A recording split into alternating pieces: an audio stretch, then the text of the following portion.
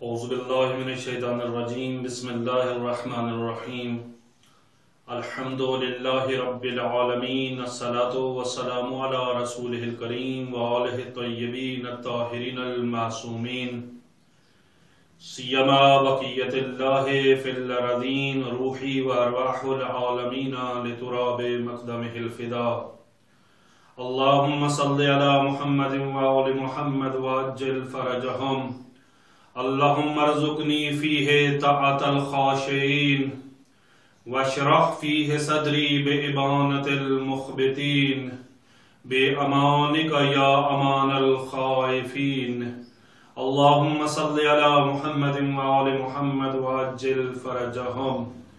خدا کا لاکھ لاکھ احسان ہے کہ آپ کی خدمت میں ماہ مبارک رمضان کے 15ویں روزے کی دعا کے ساتھ حاضر ہوں، اور امام علیہ السلام کی ولادت کے دن آج امام حسن علیہ السلام کی ولادت بسعادت کا دن ہے، اور سادات کے گھر حضرت زہرا سلام اللہ علیہا کے گھر، امام علی علیہ السلام کے گھر، اور رسول اکرم صلی اللہ علیہ وآلہ وسلم کے اس عظیم فرزند کی آمد پر آپ سب کی خدمت میں مبارکباد پیش کرتا ہوں، اور آج کے دن اسی مظلوم اور اسی معصوم اور اسی عظیم امام اور ہادی کا واسطہ دیتے ہوئے خدا سے دعا کرتے ہیں کہ خدا ہمیں اس معصوم کی سیرت پر عمل کرنے کی توفیق عطا فرمائے۔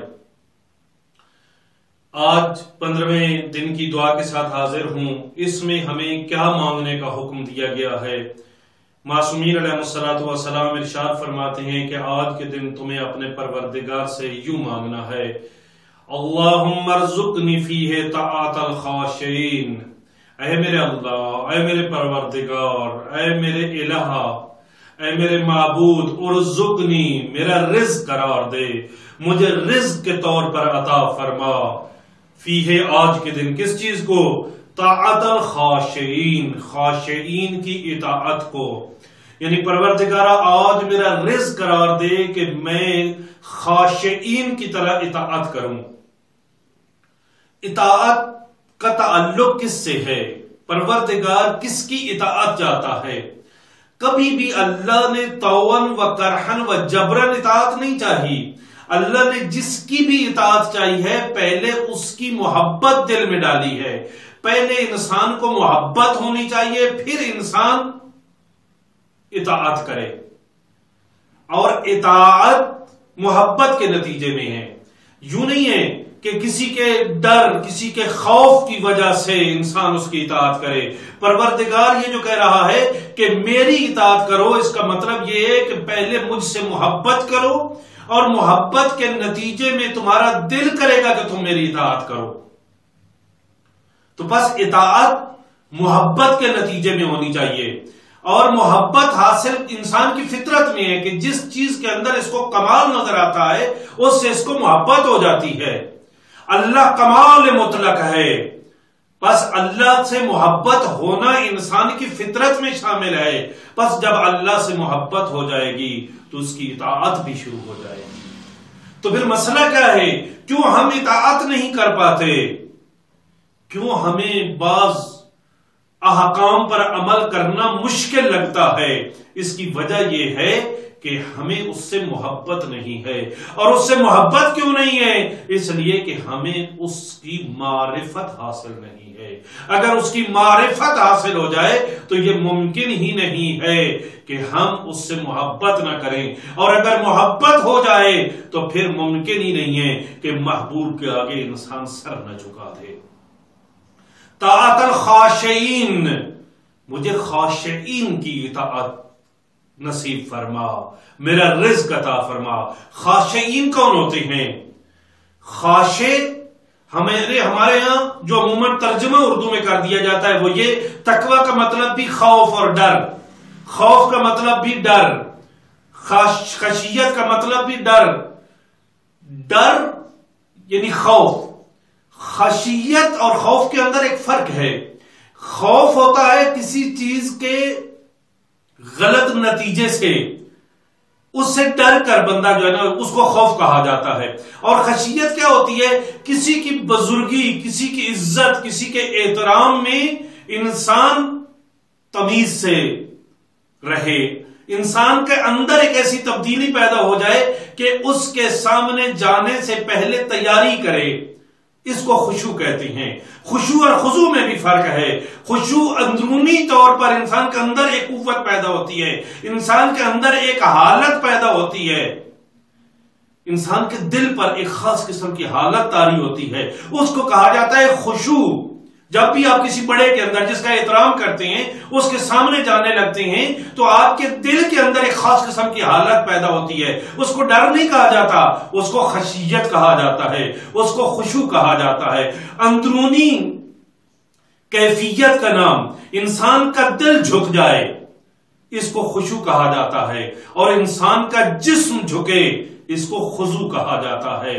اور آج جو کہا جا رہا ہے نا، پروردگارا مجھے خاشعین کی اطاعت نصیب فرما، پروردگارا مجھے میرے دل کو خدا کے سامنے جھکا دے. یہ کیسے جھکے گا؟ جب مجھے خدا کی معرفت نصیب ہو جائے گی، جب خدا کی معرفت نصیب ہو جائے گی، خدا کی بزرگی میرے سامنے آ جائے گی، خدا کی عظمت میرے سامنے آ جائے گی، خدا کی کبریائی میرے سامنے آ جائے گی، تو پھر ممکن ہی نہیں ہے کہ میرا دل جھک نہ جائے. اور جب دل جھک جائے تو پھر اطاعت کرنا مشکل نہیں ہوتا، پھر اطاعت کرنے کو دل کرتا ہے. اللہم ارزقنی فیہ طاعت الخاشعین. تواضع آ جائے، تکبر کو چھوڑ دیں، تواضع اختیار کر لیں، جھک جائیں. یہ ایک صفت ہے جو مخبتین کے اندر موجود ہوتی ہے. دوسری کون سی صفت موجود ہوتی ہے؟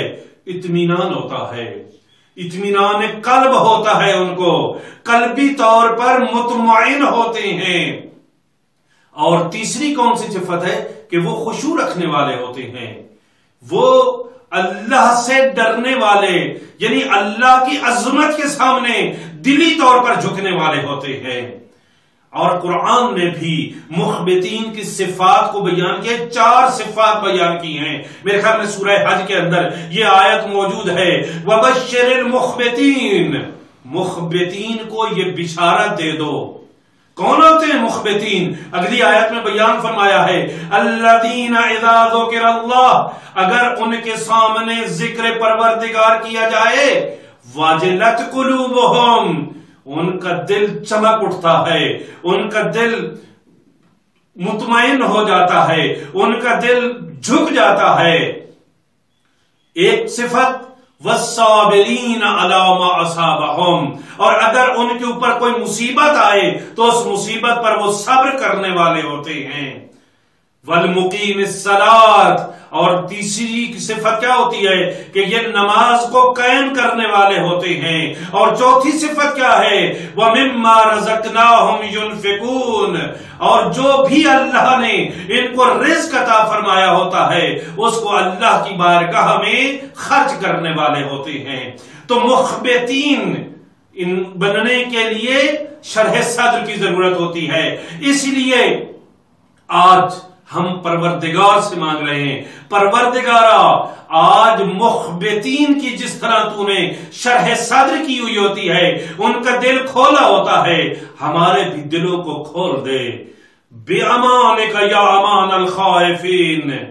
پروردگارا کیوں کہہ رہا ہوں یہ؟ اس لیے کہ مجھے معلوم ہے کہ تو نے کئی مقامات پر مجھے امان عطا فرمائی ہے.